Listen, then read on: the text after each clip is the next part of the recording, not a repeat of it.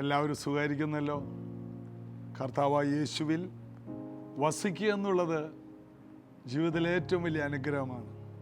യോഹന്നാൻ 15:6 മുതൽ ഇങ്ങനെ വായിക്കുമ്പോൾ കാണാം, നിങ്ങൾ എന്നിലും എൻ്റെ വചനം നിങ്ങളിലും വസിക്കണം. മറ്റൊരു ഭാഗത്ത് അവിടെ തന്നെ പറയുന്നു, എന്നെ പിരിഞ്ഞ് നിങ്ങൾക്കൊന്നും ചെയ്യാൻ കഴിയില്ല. കർത്താവിൽ വസിക്കണം. കർത്താവിനെ വിട്ട് എല്ലാം പരാജയമാണ്. ജീസസ് എവരിഡേ എന്ന ഈ പ്രാർത്ഥന ഓരോ പ്രഭാതത്തിലും കണ്ട് എഴുന്നേൽക്കുമ്പോൾ നമ്മൾ കർത്താവിൽ ആരംഭിക്കുകയാണ് ഓരോ ദിവസവും. അതൊരു ഭയങ്കര ഭാഗ്യമാണ്. മറ്റുള്ളവർക്ക് കൂടി ഈ പ്രാർത്ഥന കൂട്ടായ്മ, ഈ വീഡിയോകൾ നിങ്ങൾ ഷെയർ ചെയ്യുന്നത് അവരുടെയും ജീവിതത്തിൽ കർത്താവിൽ ആരംഭിക്കുന്ന ദിവസങ്ങൾ ഉണ്ടാകട്ടെ. അതിനായി നമുക്ക് ഉത്സാഹിക്കാം. ഞങ്ങളെ പ്രോത്സാഹിപ്പിക്കുന്ന, പ്രാർത്ഥിക്കുന്ന, കൈത്താങ്ങൽ തരുന്ന നിങ്ങൾക്ക് എല്ലാവർക്കും നന്ദി. കർത്താവിന് വേണ്ടി ഉറച്ചു നിൽക്കാം.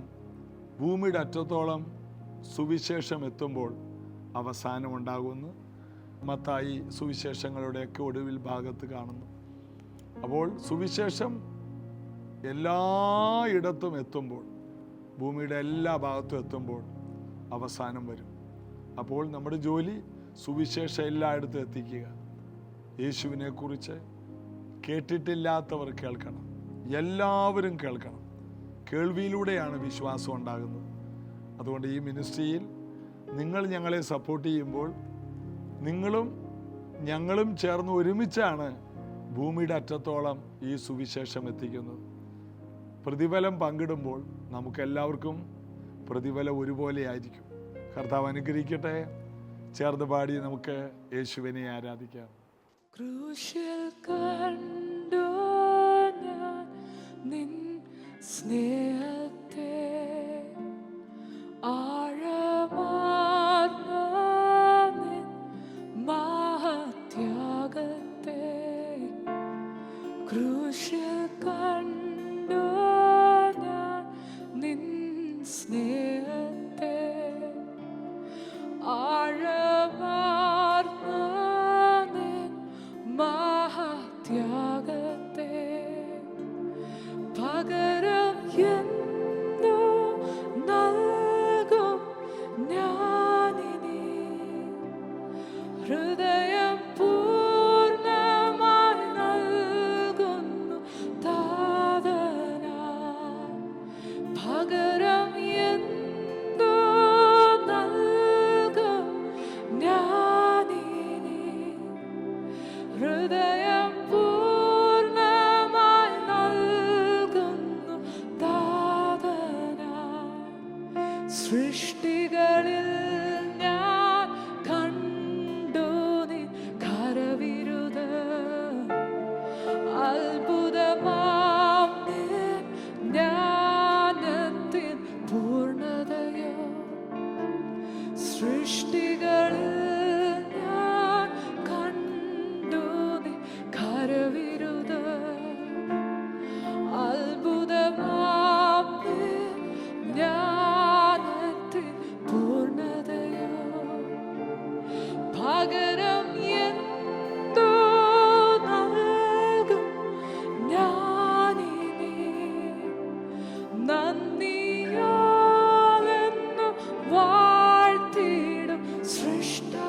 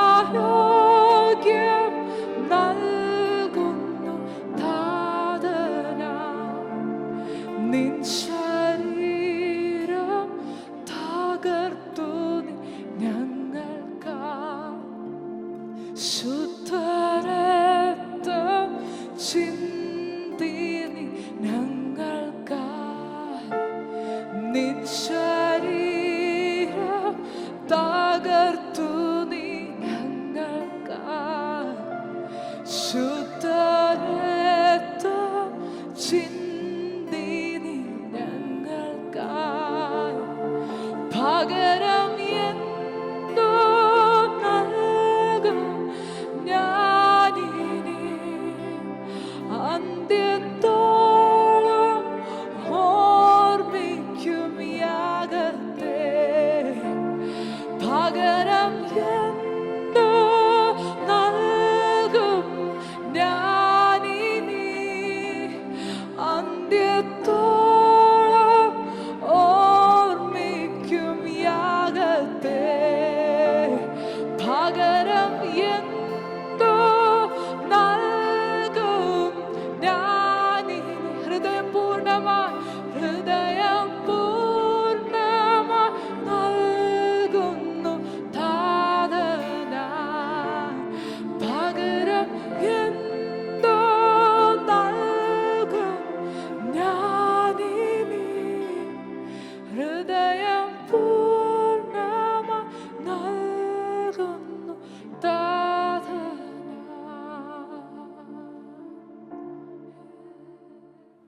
പുറപ്പാട് പുസ്തകം 33-ാം അധ്യായത്തിൽ മോശയുടെ ഒരു പ്രാർത്ഥനയുണ്ട്. ദൈവത്തെ മുഖാമുഖമായിട്ട് അറിഞ്ഞ ഒരു മനുഷ്യൻ, നീണ്ട വർഷങ്ങൾ 40ഓളം വർഷങ്ങൾ ഇടവിടാതെ ദൈവമുഖം അന്വേഷിച്ച മനുഷ്യൻ. 80 തൊട്ട് 120 വരെയുള്ള വയസ്സാണെന്ന് ഓർക്കണം. ദൈവം ഒരു 80 വയസ്സ് കഴിഞ്ഞപ്പോൾ 40 വർഷം എക്സ്ട്രാ കൊടുത്തു. ഒരു മനുഷ്യൻ്റെ ആയുസ് 80 ഉള്ളു. എന്നാൽ അത് കഴിഞ്ഞപ്പോൾ ഒരു 40 വർഷം, അത് തേജസ്സുള്ളതും കണ്ണുമങ്ങാത്തതും ദേഹബലം ക്ഷയിക്കാത്തതുമായ മാന്യതകളുടെ വർഷങ്ങൾ. ദൈവം ആർക്കെങ്കിലും ഒരു പദ്ധതി കൊടുത്താൽ ആ പദ്ധതി പൂർത്തിയാക്കാനുള്ള ആരോഗ്യം, കാഴ്ച, ആയുസ്, ബന്ധങ്ങൾ എല്ലാം കർത്താവ് നൽകി തരുന്ന ദൈവമാണ്. ദൈവം എന്തെങ്കിലും ഉത്തരവാദിത്വം ഏൽപ്പിച്ചാൽ അതിനു വേണ്ട പണം, എല്ലാ കാര്യങ്ങളും അവിടെ കടന്നു വരും. അതാണ് മോശയുടെ ചരിത്രം. വെറും വടിയോടുകൂടിയാണ് മോശ മുൾപടർപ്പിൽ നിന്ന് മിസ്രൈമിലേക്ക് പോയത്.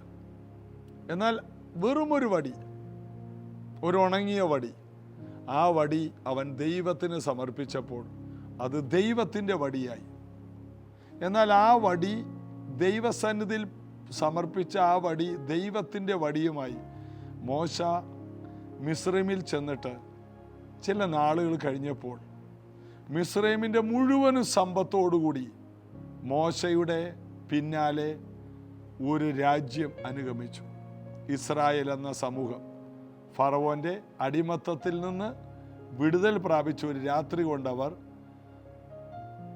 കടന്നു പോകുമ്പോൾ, ചെങ്കടൽ കടന്നു പോകുമ്പോൾ ഭൂതലത്തിൽ വെച്ച് ഏറ്റവും സമ്പന്നരായിട്ടാണ് അവർ പോയത്. ഒരു രാത്രി കൊണ്ട് ദൈവം അവരെ സ്വതന്ത്രമാക്കി, ഒരു രാത്രി കൊണ്ട് ദൈവം അവരെ സമ്പന്നരാക്കി, ഒരു രാത്രി കൊണ്ട് അവരെ യുദ്ധവീരരാക്കി. ഇസ്രായേൽ മക്കൾ യുദ്ധസന്നദ്ധരായി പുറപ്പെട്ടെന്ന് ഒറ്റ രാത്രി കൊണ്ട്. വിടുതൽ, ആരോഗ്യം, സമ്പത്ത്, ഇതെല്ലാം ഒരു രാത്രി കൊണ്ട് മോശയുടെ പുറകെ ഇറങ്ങിത്തിരിച്ച ഈ ദൈവജനത്തിനുണ്ടായി. ബൈബിൾ മുഴുവൻ അത്ഭുതങ്ങളാണ്. എന്നാൽ ഈ മോശയുടെ ചരിത്രത്തിൽ ഒരാളെ പോലും സ്വാധീനിക്കാനുള്ള ശക്തിയുള്ളവനായിരുന്നില്ല. അവൻ്റെ മിടുക്കുകൊണ്ട് ഒരു മിസ്രൈമിനെ അടിച്ചു കൊന്ന് മണലിൽ മറവ് ചെയ്തു. അടുത്ത ദിവസം അത് നാട്ടിൽ പാട്ടായി. അവൻ അവിടെ നിന്ന് ഓടേണ്ടതായിട്ട് വന്നു. അവൻ്റെ കഴിവ് കൊണ്ട് ചെയ്യാൻ നോക്കിയത് പരാജയപ്പെട്ടു. അതേ സ്ഥലത്ത് ഒരു 40 വർഷത്തിന് ശേഷം അവൻ്റെ മേൽ വ്യാപരിച്ച കൃപ കൊണ്ട് അവൻ ചിലത് ചെയ്തു. അവനൊരു വലിയ വിജയമായിട്ട് മാറി. കഴിവുകൊണ്ട് പരാജയപ്പെട്ടിടത്ത് കൃപ കൊണ്ട് നമുക്ക് വിജയിക്കാൻ കഴിയും. നോഹയ്ക്ക് ദൈവം എന്താ കൊടുത്തേ? കൃപയാണ് കൊടുത്തത്. അപ്പോൾ നോഹയ്ക്ക് ദൈവത്തിൻ്റെ കൃപ ലഭിച്ചു. നമ്മൾ പറയും വേറൊന്നും കിട്ടിയില്ലല്ലോ.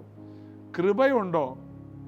അസാധ്യമായ കാര്യങ്ങൾ പോലും സാധ്യമാക്കാനുള്ള ശേഷി കൃപയ്ക്കുണ്ട്. മറിയയ്ക്ക് ദൈവത്തിന് കൃപ ലഭിച്ചു. അസാധ്യമായ ഒരു കാര്യമാണ് ഒരു കന്യക ഗർഭം ധരിക്കുന്നത്. അത് സാധ്യമാകാനാണ് ദൈവം കൃപ നൽകുന്നത്. അതുകൊണ്ട് ഇത് കേൾക്കുന്ന ഓരോ വ്യക്തികളും അറിയണം, നമുക്ക് ദൈവത്തിന് കൃപ ലഭിച്ചു എന്ന് പറഞ്ഞാൽ നമ്മുടെ അസാധ്യതകളെല്ലാം സാധ്യമാകും. നോഹയുടെ ചരിത്രം അതല്ലേ? മോശയുടെ ചരിത്രം എന്താണ്? അവന് ലഭിച്ച ദൈവകൃപയാണ് വലിയ ജയാളിയായിട്ട് മോശ മിസ്രൈമിൽ നിന്ന് ഈ ജനവുമായിട്ട് വരുന്നത്. ജനങ്ങളെ കുഞ്ഞാടിന് രക്തത്താൽ വിടുവിച്ചു, ജനങ്ങളെ സമ്പന്നരാക്കി, ജനങ്ങൾ വളരെ ശക്തിയുള്ളവരായി മാറി. ആത്മീക ഭൗതിക എല്ലാ തരത്തിലുള്ള വിടുതലുകളും പഴയ നിയമ ദൈവമക്കൾക്ക് ലഭിക്കാനിടയായത് ഒരു മോശ മുഖാന്തരമാണെങ്കിൽ, പുതിയ നിയമത്തിൽ ഇതാ മോശയേക്കാൾ വലിയവൻ നമ്മോട് കൂടെയുണ്ട്. ആ യേശുവിൽ ആശ്രയിക്കുന്നവർക്ക് കൃപമേൽ കൃപ. മോശയ്ക്ക് കൃപയുണ്ടായി, മറിയയ്ക്ക് കൃപയുണ്ടായി, നോഹയ്ക്ക് കൃപ ലഭിച്ചു. നമുക്കോ കൃപമേൽ കൃപ കർത്താവ് മുഖാന്തരം ലഭിച്ചു. അതുകൊണ്ട് ഒരു ദൈവ പൈതൽ എന്ന നിലയിൽ അഭിമാനത്തോടെ പറയണം, ഞാൻ കൃപ ലഭിച്ച വ്യക്തിയല്ല, കൃപമേൽ കൃപ. അവൻ്റെ നിറവിൽ നിന്ന് നമുക്ക് ഏവർക്കും, ഒരാൾക്കല്ല, ചിലർക്കല്ല, കൂടെ അവസാനത്തോളം നടന്നവർക്കല്ല, വളരെ സഹിച്ചവർക്കല്ല, നമുക്ക് എല്ലാവർക്കും, യേശുവിനെ കർത്താവായി സ്വീകരിക്കുന്ന എല്ലാവർക്കും കൃപമേൽ കൃപയാണ് കർത്താവ് കരുതി വച്ചിരിക്കുന്നത്. അതിൻ്റെ അർത്ഥം മോശയേക്കാൾ വലിയ കാര്യങ്ങൾ നമ്മുടെ ജീവിതത്തിൽ നടക്കും.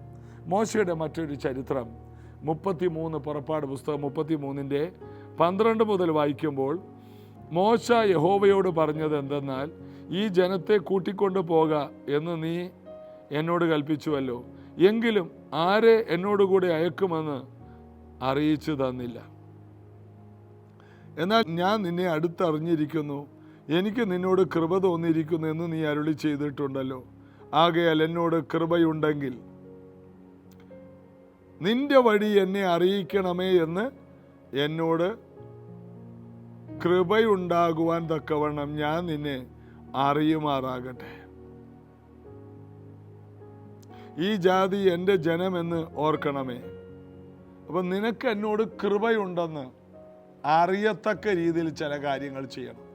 നോഹയ്ക്ക് ദൈവത്തിൻ്റെ കൃപയുണ്ടെന്ന് ദൈവം തെളിയിച്ചില്ലേ? മറിയയ്ക്ക് ദൈവത്തിൻ്റെ കൃപ ലഭിച്ചു എന്ന് ദൈവം തെളിയിച്ചില്ലേ? ഒരാൾക്ക് ദൈവത്തിൻ്റെ കൃപ ലഭിച്ചാൽ ആ വ്യക്തി വലിയൊരു വിജയിയായിട്ട് മാറും.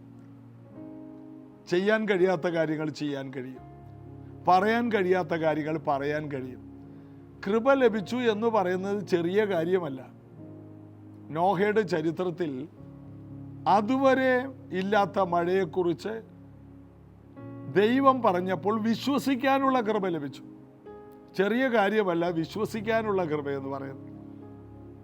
ഒരിക്കലും ഇല്ലാത്തതും ഇനി വരാൻ പോകുന്നതും പറഞ്ഞപ്പോൾ നോഹ അവിശ്വസിച്ചില്ല, പിന്മാറിയില്ല.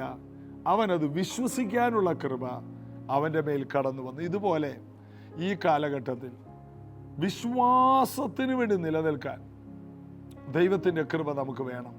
എഫേസ്യ ലേഖനത്തിൽ പറയുന്നു, കൃപയാലല്ലോ നിങ്ങൾ വിശ്വാസം മൂലം രക്ഷിക്കപ്പെട്ടു.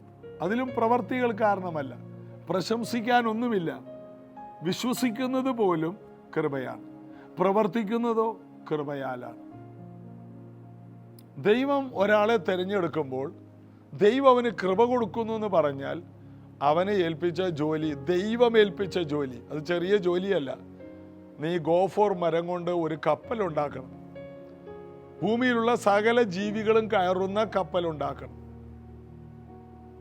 കോഴിക്കോട് പണിയുന്ന കാര്യമല്ല, ഭൂമിയിലുള്ള സകല ജീവജാലങ്ങളും ഈരണ്ടീരണ്ടായി ഫാമിലി ആയിട്ട് കയറാൻ പറ്റിയ കൂടുണ്ടാക്കണം.